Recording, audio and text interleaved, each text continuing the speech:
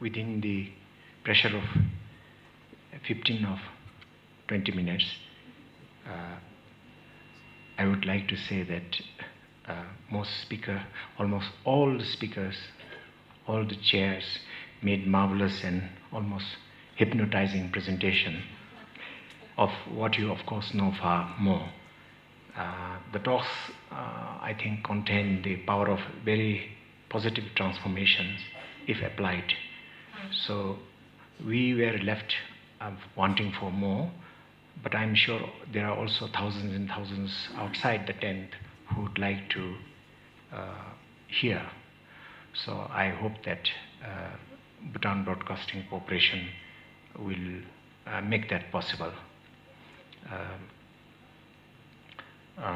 But I also take this opportunity, because I won't get it again, to request each speaker to send us about 5,000 to 10,000 words article length for book publication. So this will be the two products of this conference.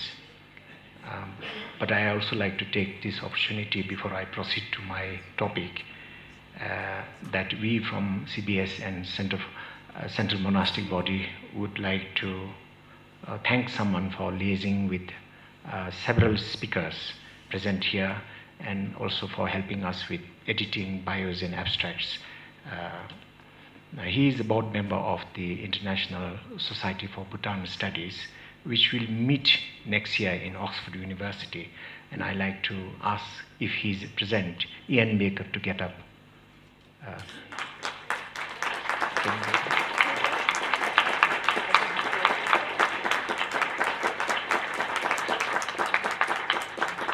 And incidentally, may I invite all of you who wish to be member of International Society for Bhutan Studies to register as member, so that we can gather together again in Oxford University next year.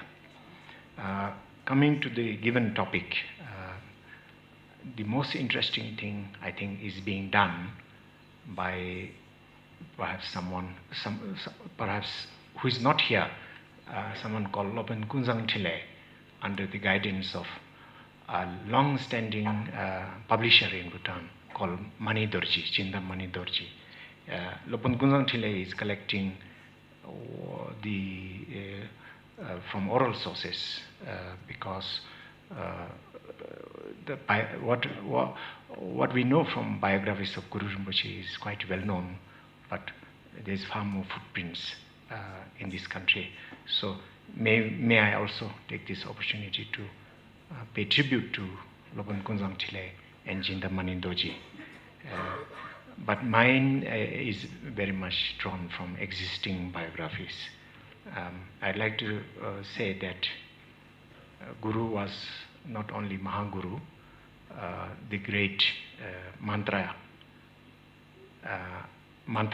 let us say, Ngakpa Chempo, but he was a Maha traveler. That makes old saying very true, that by forsaking one's own birthplace and by circuiting in foreign lands, you become a great yogi. So in Guru's Terma biography by Ugin Lingpa / Sherab Wazir,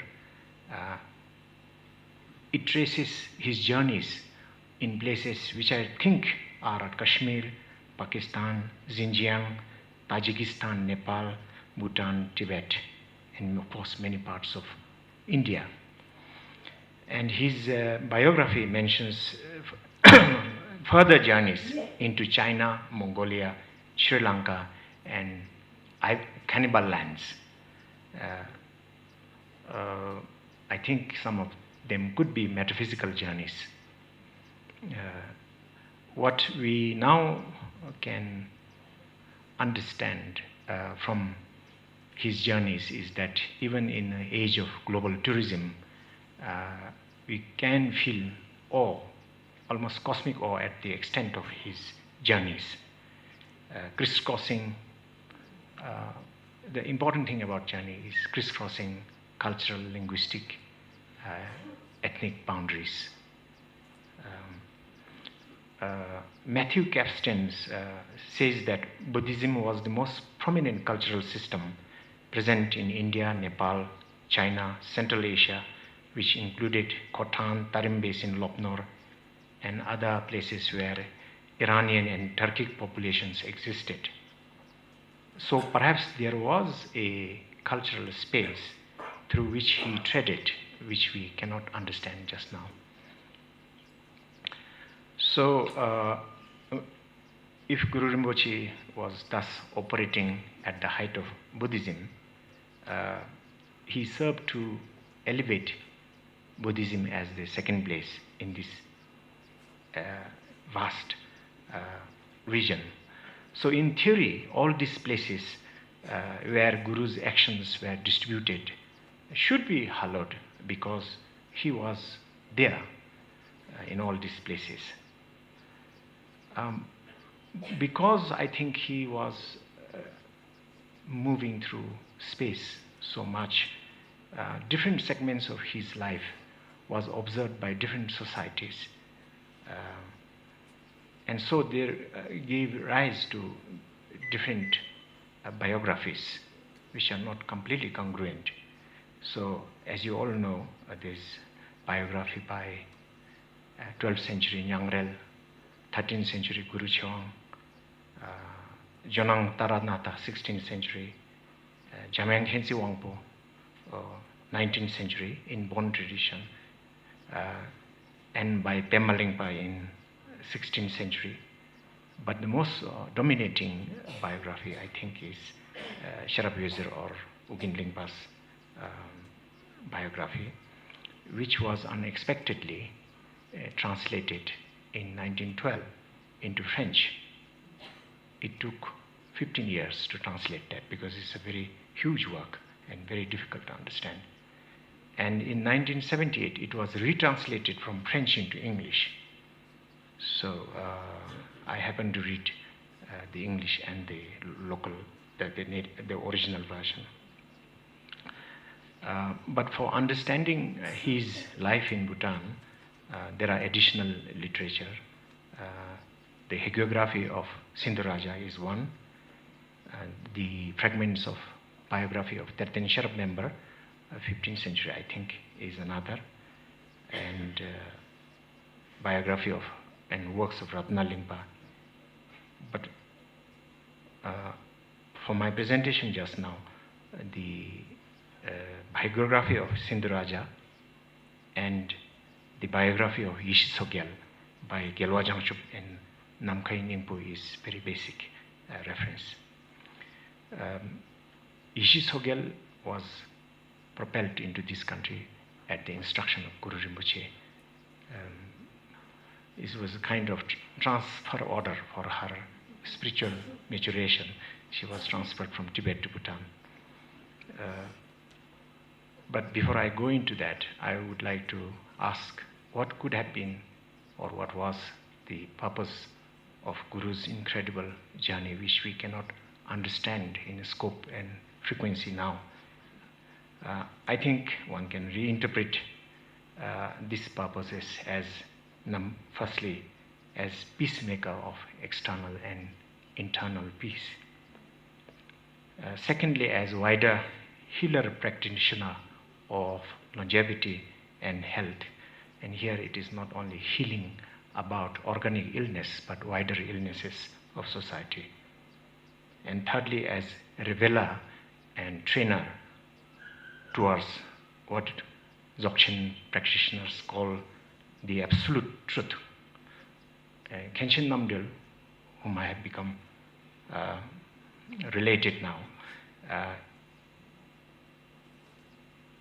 defines the absolute truth in Dzogchen tradition as the basis for all appearances of samsara and nirvana to arise. And this is slightly different from the definition of absolute truth in the Madhyamika tradition, which defines it as concept, as understanding as freedom from all conceptual elaboration. But I will not dwell on this heavy point. about absolute truth. Mine is much simpler, much simpler about the three figures figuring in our country. Geshe Samten, one of the leading scholars today, has said that the purpose of the Guru's journey all over Asia can be summed up in three T's. One is translation, second is transmission, and third is transformation. So I would like to organize my points according to these three T's with each example. About translation, in Ubin Lingpa's Hagiography, chapter 87 and 88, there's a catalogue of sutras and mantras that were translated by Guru Rinpoche with the deploying 108 Tibetan translators and 21 Panditas in some way.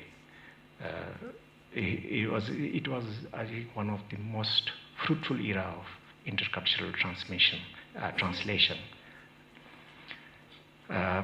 The Same became a great engine of translation at that time because Guru Rinpoche selected people for learning foreign language in Kashmir.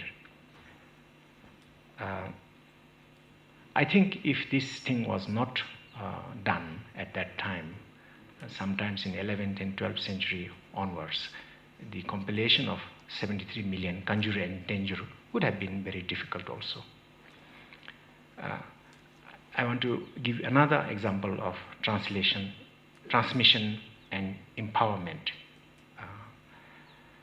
It is said that word Vajrayana appeared in Tantric text in the 7th century, and soon after that, as you know, it spread also to Bhutan.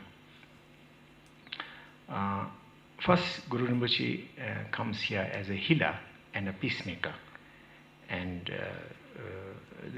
the two warring kings are reconciled, and immediately he delivers the teaching of empowerment and teaching of Dubakaje, or the 8 great Herukas, which is the main teaching of Guru. I think it was found as there later on in Dakmar in Tibet. So this is an example of direct transmission of Vajrayana by Guru Rinpoche. Another kind of transmission and empowerment involved, as Jeffries yesterday mentioned, was Guru as a healer and source of longevity in relation to, as I said, wider illness, not just organic level illness. And in this Shimi Saptik ritual, which later came to be Shimi Saptik, and Kantik is here, she's the authority on that, immortality, life, seed ritual cycle.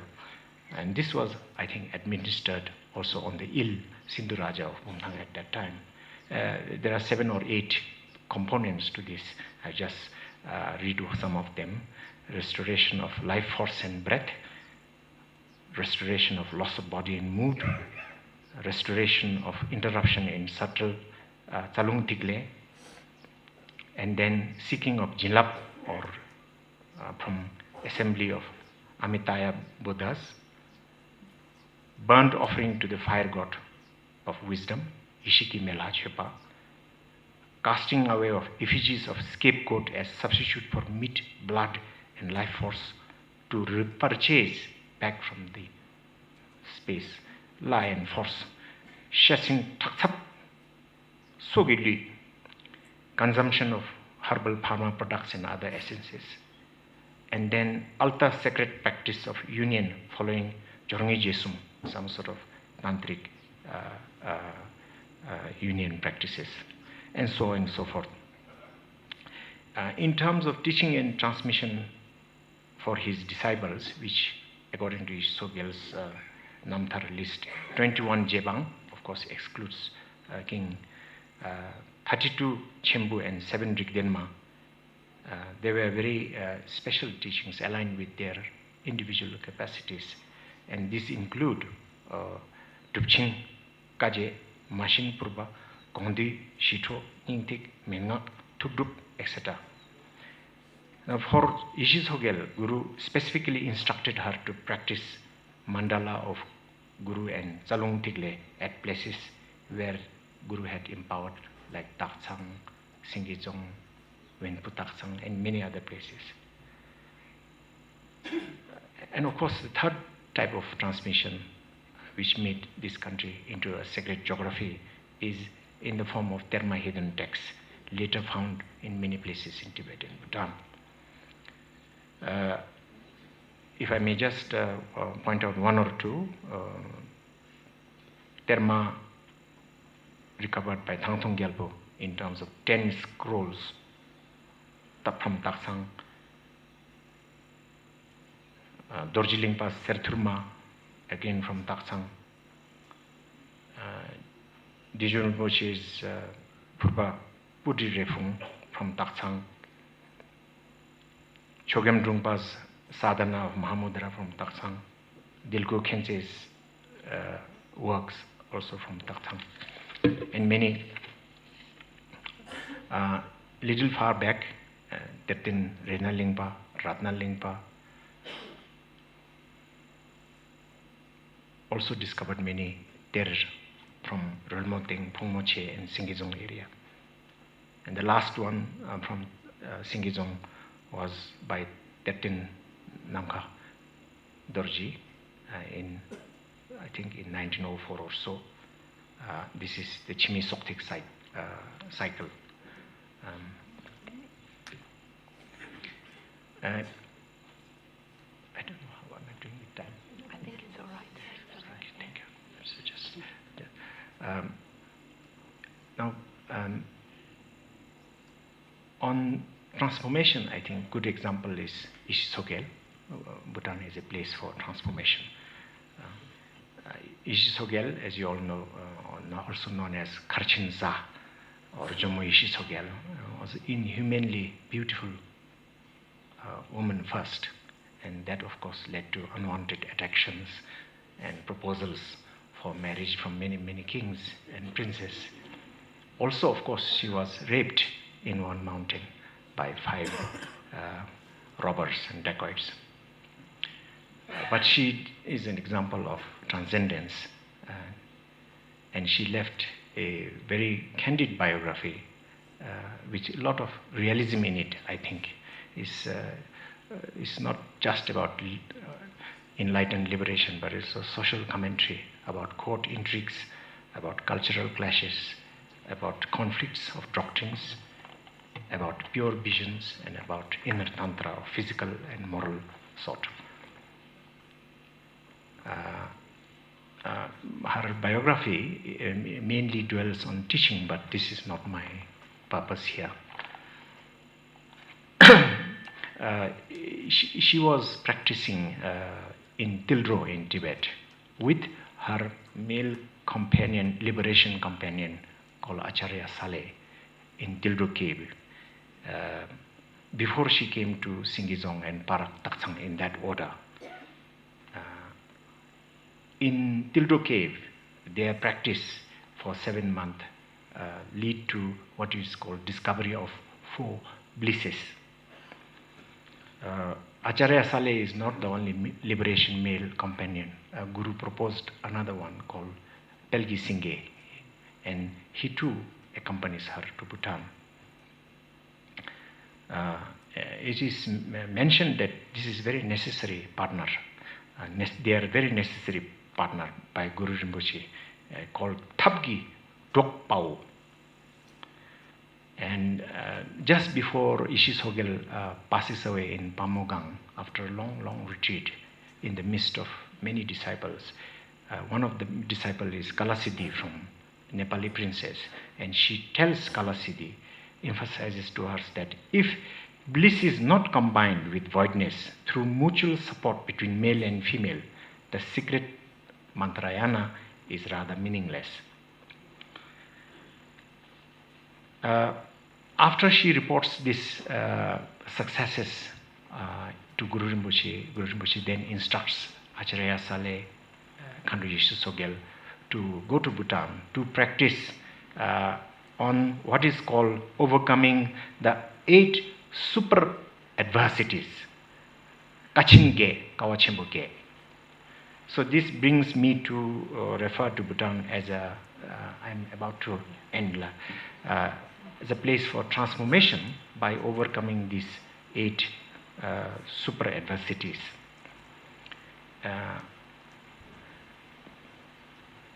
The first adversity is adversity of food, Zegikawa, by living sharely on wind essences, which we call chulen. The second one is the adversity of cloth, Gyugikawa, to give up cloth by generating body heat through tumo exercise, first by clad in thin cotton and finally being naked. The third is the adversity of speech, Ngagikawa, by maintaining vow of silence except for mantra recitations. The fourth is the adversity of body, Lugikawa, by sitting in lotus position in absorption and by performing prostration and circumambulations. The fifth one is adversity of mind, Yitgikawa, by training on inseparability of meditative concentration, Songjuktingzin, through generation and completion stages, which we discussed this morning. While training on essence drops of bliss and emptiness, Tetongtigleki Songjuk. Just before she passes away, Yeshe Tsogyal herself emphasizes the strong point to Kalasida, as I just mentioned. And the sixth is the adversity of promoting doctrine, Tempikawa, by Cheche Tsomsum, explanation, debate, and writing. And seventh is the adversity of altruism, Shenpengikawa, by wishing well for others in the Mahayana way and by giving away, if necessary, life and body. She too engages in that, including offering of herself for sexual satisfaction of beggars and other people. The eighth is the adversity of compassion, Injigikawa, by loving others more than oneself, by equating one's enemies with one's children, and by equating gold with anything bulky. It says, Radang Bunyamba, Sirdang Bongyamba. So Guru Rinpoche instructs us that if you don't overcome these things, you are just as good as a Motikpa only.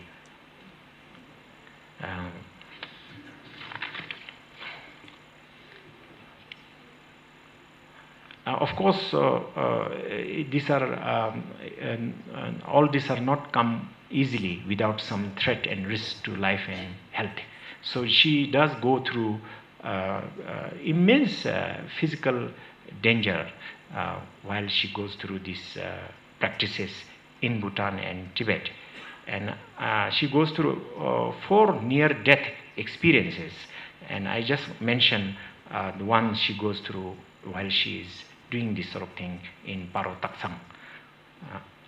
While she was training on the inseparability of bliss and emptiness and living on herbs compounded from 128 herbs, the one she used in Singizong, the stone equipments are still there, but ones in Taksang we cannot see anymore. She nearly died, and she also put, she nearly got also mentally off. She put her male companions also through the same practice, and they developed physical and mental disturbances of great sort before they succeeded. So, in the, of course, after Parotaksang, they went to Tibet back again. But after Guru passes away, when she was about 80, she returns to Bhutan again and travels to 108 main meditation places and countless subsidiary places of Guru Rinpoche in the region. Large number of these places are listed by their names along with duration of her stay, and number of ter she deposited in each of these places I do not know what to make of this. Sometimes it gives the impression of as though some kind of archaeological ready-made things are there. She deposited, says. I could count 631 terraces deposited by Tsogyal in 35 major places from her biography. I could identify some places in Bhutan, but one of the prominent places is Kempalung, where she lived for 1.5 years after Guru left Tibet and deposited 10 terraces. And then she lived for more than a year in a place called Bumdumling, I don't know, and an unspecified period again in Nyeringzong. She spent 7 months in Parotaksang, according to this report, her biography. All in all, I think Tsogyal herself was in Bhutan at least 3 times. We know from oral accounts that there are many other places associated with her, like Kurti Minje, whole slope was blessed, and the temple is attributed to her.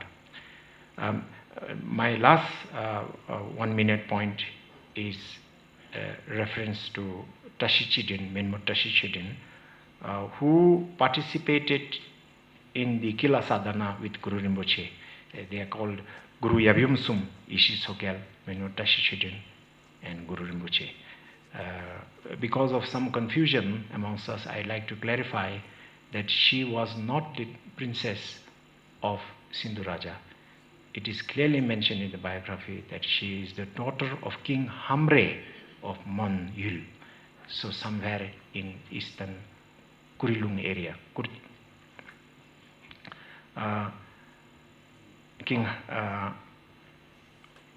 So, all in all, we know more about the ancient activities of Guru Rinpoche and Bhutan from Khandu Yeshe Tsogyal's Namthar. It was also the first time in the Himalayas as a whole when women were intellectuals and spiritual liberators at the same time, as the example of Khandu Yeshe Tsogyal and Menmo Tashichidin shows. There is a line in Guru Rinpoche's, Yeshe Tsogyal's Namthar, when Guru Rinpoche tells that provided there is higher motivation, the innate quality of women for spiritual progress exceeds males. And the word is Semke Dena Molul Hak. This is recorded in the thing. As his principal adherent and the terra depositor and transmitter, herself transformed by one lifetime practice, Yeshe Tsogyal was widely known liberated Himalayan woman to prove this point, that Semki Dena Molilhak. She herself passed away in Pumugang in rainbow body form, leaving behind mortal remains of ears, teeth, nail, hair, and body hair.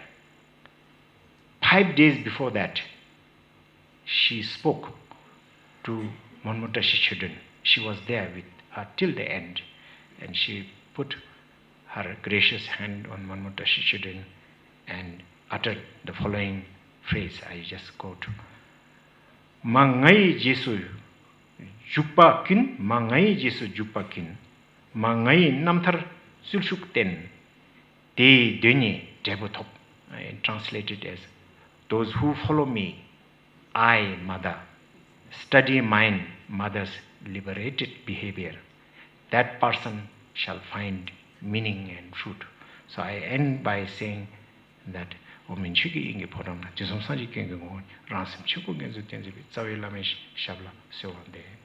you very much.